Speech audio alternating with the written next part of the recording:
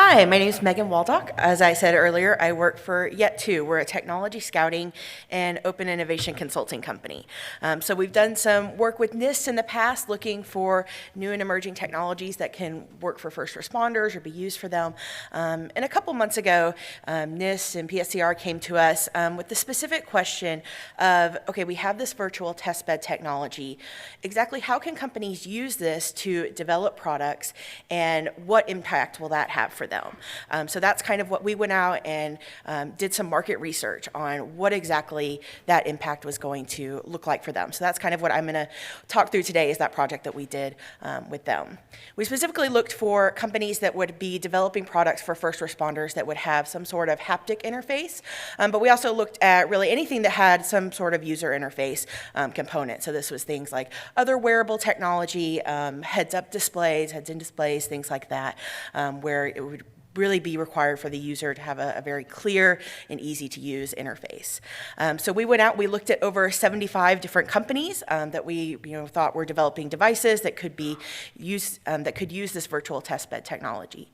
We also went to the Consumer Electronics Show last year and interviewed a bunch of companies informally. So out of all of these different interactions, we had specific kind of formal interviews with about 15 of these companies, and then shared the most valuable feedback from 13 of those with NIST. So that's kind of what we're going to talk through today. That's really the high-level metrics. So we're going to discuss some of their feedback. But to really understand how important their feedback is, you have to understand kind of the two big issues that we're talking about with these devices that have a lot of user interface. And this was something that we studied both in our own research, but also got a lot of feedback from these different companies that we interviewed.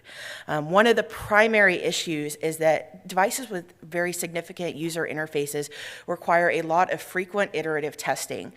So it's very hard to have a device that you've only tested once and on the screen and then it's good to go. You need to test it continually to make sure things are working. You adapt it slightly to make sure it's better, and that's very difficult to do if you're only testing it a few times.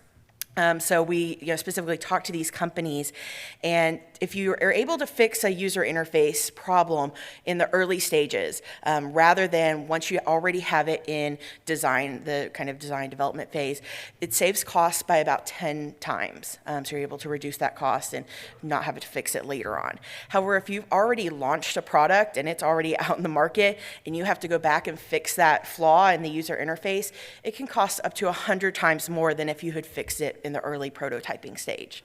So that was really important for us to learn. And then also just improving things early on increases the efficiency by up to 700%. So if you have a device that you're able to fix those bugs early on, you're able to get a lot more impact out of it later on, further down the line, not only saving costs, but improving how well you're working with it later on. This is all compounded too by the cost of hazardous testing. So this is a problem that's really kind of unique to the first responder community. Regular device testing, sure, you need to do frequent iterative testing, but for first responders, you also need to do it in environments that are suited to what an actual first responder's environment is like. So you have to do this testing that can be very expensive. As you can see on the screen, just regular, simple, uncomplex testing can be tens of thousands of dollars. And then you want to do that in a hazardous environment. It can be anywhere from $40,000 to $60,000. Specifically, we talked to companies that were talking about their controlled burn testing was about $50,000 per day of testing that they wanted to do. So you think about this issue compounded with what I just said on the previous slide of you want to have frequent iterative testing for these user interfaces, but if you want to do that, you have to spend $50,000 every single time you want to test a device. So that's something that's really unique, that NIST has kind of come up with this virtual testbed technology to help solve that problem. And so that's what the feedback we really got from these companies was. In several different ways, they felt this technology could be really impactful to help them with kind of these two big issues of the expensive testing costs, but needing to test many times and frequently and iteratively. Specifically, we talked to companies that said this was going to save costs, and I don't think this was particularly surprising to us. But was interesting, MSA specifically said that they thought it could save about 20 to 30% of their cost. They said they would typically go out and do 3 hazardous testing scenarios with their devices before they launch them. They said they could easily use the virtual testbed technology for at least one of those, potentially 2. So they said it certainly couldn't replace all the testing that they would have to do. They still have to do some real-world hazardous testing, but it could save 20 to 30% of the cost. And you think about that for a small startup company, that's a pretty good chunk of money, but then also for first responders, and as you're trying to implement these in your departments, that can be pretty significant cost savings. And from what was said earlier, unless you're in the NYPD with their unlimited budget, that can be very good to have lower cost devices available faster. One of the other things that we heard a lot from these different companies that we interviewed was that there's a lot of savings in terms of time. You're able to increase the efficiency and release these devices faster because you're saving time by using a virtual test environment. So one of the things said they were able to quickly iterate on ideas. So if you're having to test one small thing about the user interface and then wait a month to do another testing cycle with the whole controlled burn scenario, that's a long time to go in between testing. It's a lot of wasted time. Whereas if you use the NIST virtual testbed technology, you could be testing changes 3 or 4 times a week, very easily going in, making that change, and then testing it again the next day, and being able to make changes, make those devices better, faster. So we thought that was really interesting. Specifically, Blue Force Development said that they thought they could shave about a month off of their testing time for these devices. We also thought it was really interesting. The companies talked a lot about decreasing the complexity of the testing.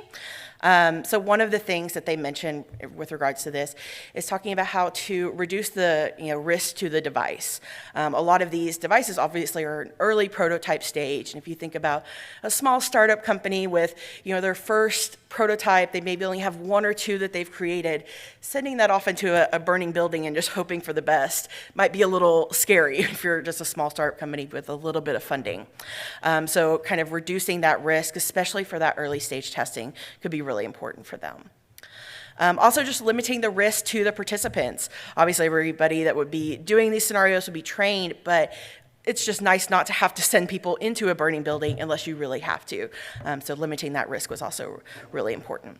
And then one of the things I found personally really interesting was Responder Corps talked about how they would get better feedback from being able to test from a wider audience. And essentially said a lot of companies are only able to test with the local fire department. So what they essentially get are preferences instead of actual needed changes to their user interface. So somebody likes the color blue instead of purple, and then the developers have to go back and make all these changes to change all the colors. Well, that was really a preference. That wasn't a mission critical design flaw. So when they're able to send this technology out across the country to urban and rural fire departments or police departments, they're able to get a wider audience and really aggregate that data and see which points are the ones they need to change to actually make the product more efficient and perform better. So we thought that was really interesting.